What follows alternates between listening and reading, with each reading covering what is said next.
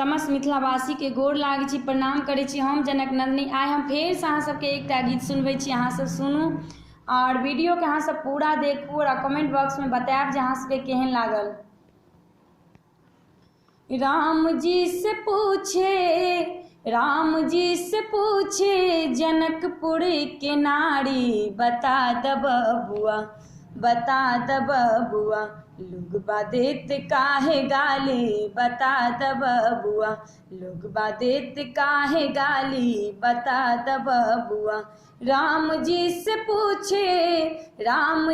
पूछे जनकपुर के नारी, बता द बबुआ लुगबा देत काहे गाली, बता द बबुआ लुगबा देत काहे गाली, बता द बबुआ।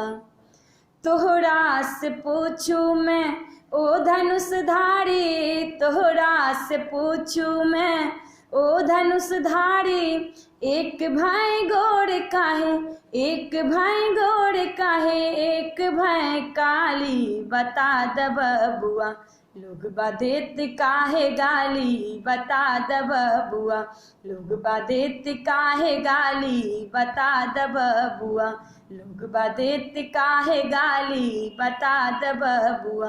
राम जी से पूछे जनकपुर के नारी, बता द बबुआ लुगबा देत काहे गाली, बता द बबुआ लुगबा देत काहे गाली, बता द बबुआ। ई बूढ़बा बाबा के पकल पकल दाढ़ी, ई बूढ़बा बाबा के पकल पकल दाढ़ी, देखई में पातर छितर खाए में एक थारी, देखई में पातर छितर, देखई में पातर छितर खाए में एक थारी, बता द बबुआ लुगबा देत काहे गाली, बता द बबुआ लुगबा देत काहे गाली, बता द बबुआ। राम जी से पूछे जनकपुर के नारी, बता द बबुआ लुगबा देत काहे गाली, बता द बबुआ लुगबा देत काहे गाली, बता द बबुआ।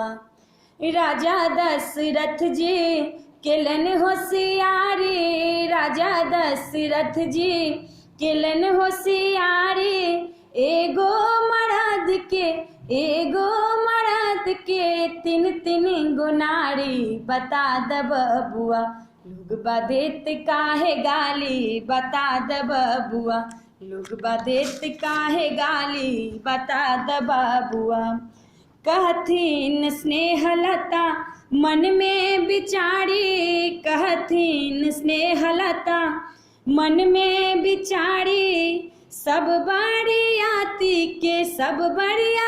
के दै छी सरहोजी साली, बता द बबुआ लुगबा देत काहे गाली, बता द बबुआ लुगबा देत काहे गाली, बता द बबुआ।